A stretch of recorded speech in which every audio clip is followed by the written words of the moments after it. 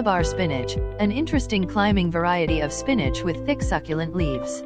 You can use the young stems and leaves raw or cooked, and they can be picked repeatedly over the season. Unlike ordinary spinach, Malabar won't bolt to seed in warm weather.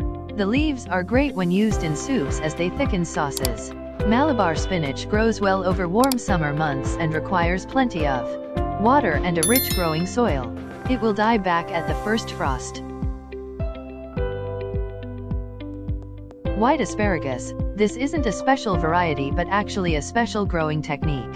Almost any asparagus variety can be blanched to produce white stems instead of green. To get white asparagus, all you need to do is mound the soil up around the shoots until they are ready to pick. Asparagus is best harvested after the second year of being planted and will continue to produce spears for 20 or more years in the same spot. Tomatillo. These unusual vegetables are in the same family as tomatoes and need similar growing conditions. Tomatillos can be eaten raw or cooked and are most well known as an ingredient for salsa verde. The fruits can be harvested green for a sour taste or picked when ripe and sweeter. They can also be dried, which is when they taste similar to cranberries with a hint of tomato flavor. Due to their high pectin content, they are commonly used to thicken jams or jellies. The sour fruits help to balance the strong sweet taste of many fruits.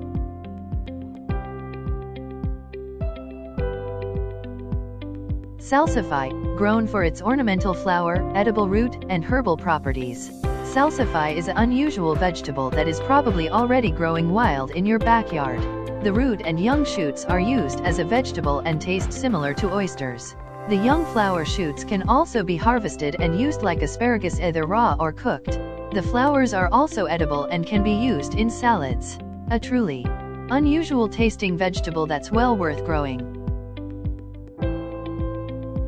Wuchen. Wuchen is delicious and has a sweet and pungent broccoli flavor. It's commonly served in Chinese restaurants stir-fried with garlic and soy sauce. Growing well in containers or in the ground, Wuchen, also known as Chinese broccoli, is great for every gardener. Best grown through the winter months.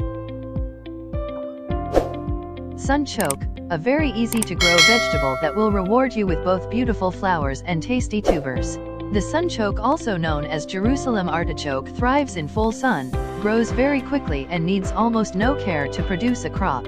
Be careful where you plant though, because sunchokes can grow to 9 feet tall and the tubers can persist for years in the ground. The tubers are a natural source of insulin and can help people with diabetes.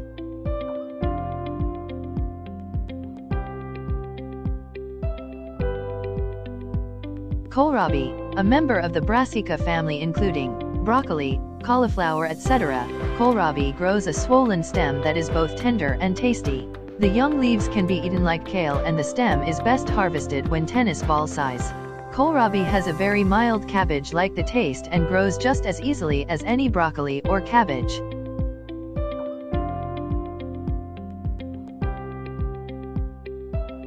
Celeriac, one of the only vegetables mentioned in Homer's Odyssey. Celeriac was once a commonly used vegetable. Growing wild over much of Europe and the Americas, it is very easy to grow, requiring minimal water and nutrients to produce a crop. Celeriac is best harvested when the swollen root is between 4 and 5.5 inches. However, some cultures prize the strong flavor and tenderness of the immature plant. Celeriac is edible raw or cooked and tastes similar to celery.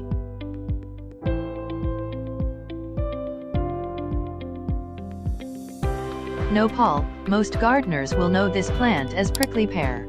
The fruits, which grow to about the size of a golf ball, are juicy and sweet. But it's the leaves of the plant that are most often used as a vegetable. Commonly known as Mexican spinach, the leaves of this easy-to-grow cactus are stripped of the spikes and then sliced or diced. Nopal leaves have a light, slightly tart flavor, similar to green beans, and a crisp texture. They are best eaten during spring and can be dried or canned easily.